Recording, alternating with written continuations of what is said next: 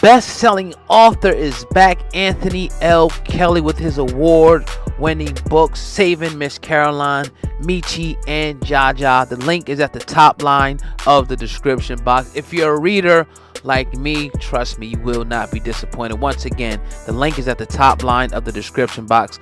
Go claim your copy right now. Study the history of the music industry.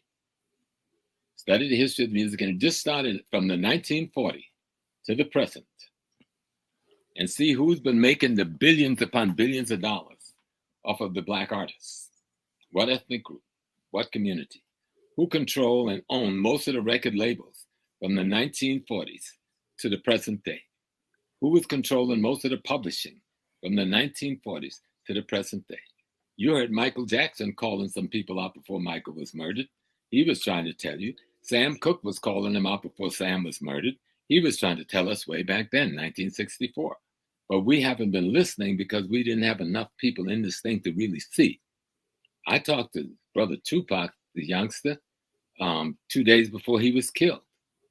And he told me that him and Bim, and like, I don't have to make this up because anybody know me, I know that family, you know. And my children knew him well, and he knew me well.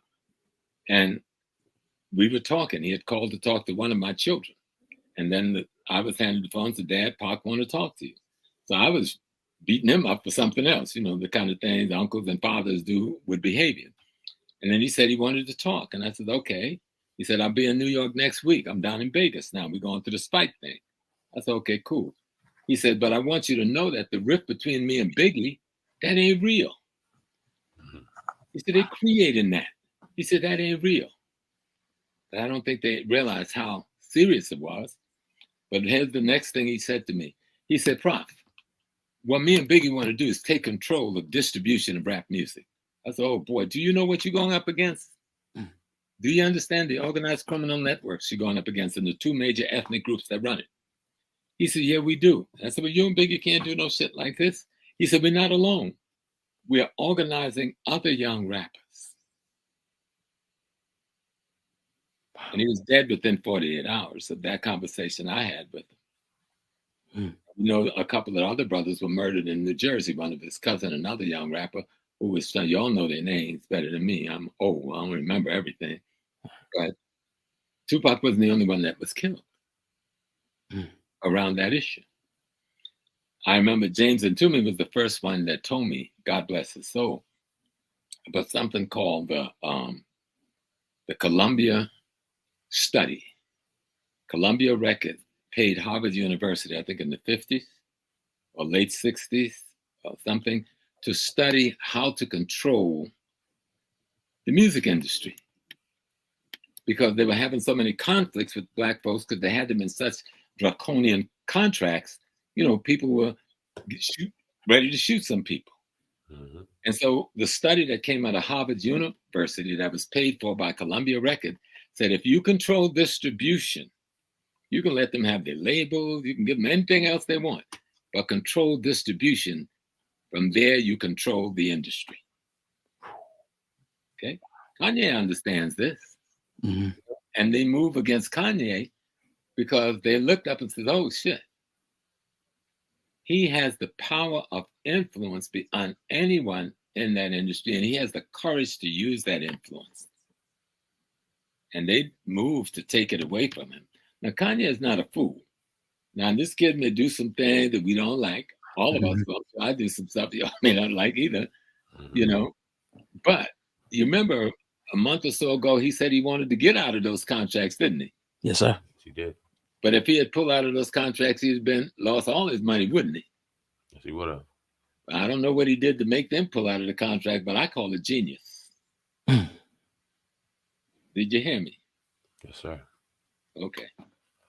I want to go to one of the comments that he made that made us as a culture, maybe not us in particular, but as a whole, very emotional. And that was the comment when he said slavery was a choice. Now, we assumed, or we took that as him saying something a little broader than what we were actually hearing, the words that he actually said. What did you think about that comment, and how did you feel about the reaction that we gave him for that comment? I think the comment was childish, immature, and showed a lack of knowledge and understanding of history and politics.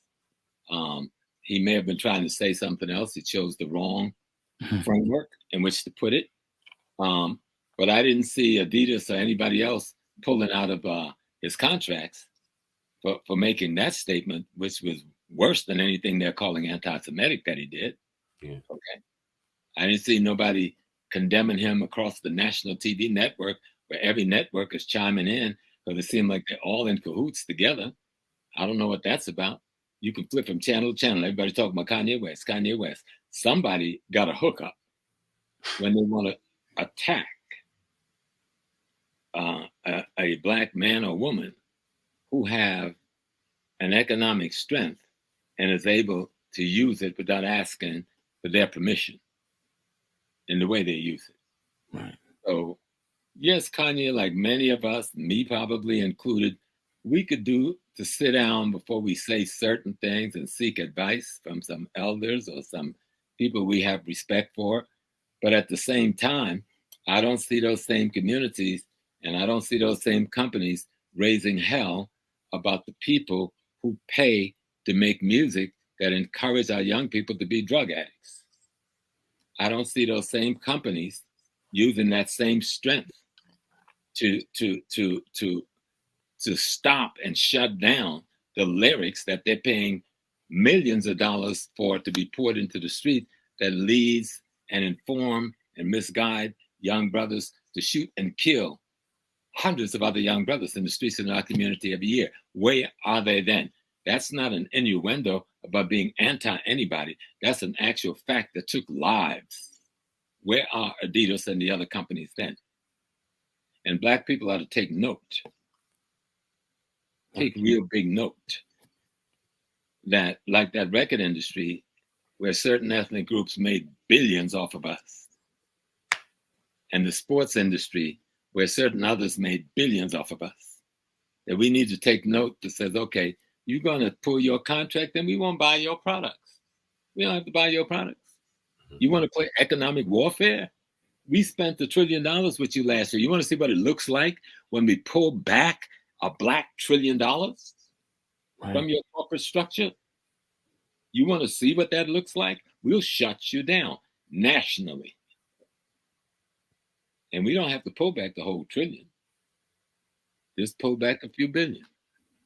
Because we need to learn how to fight back. This is economic warfare we see in the attack on Kanye.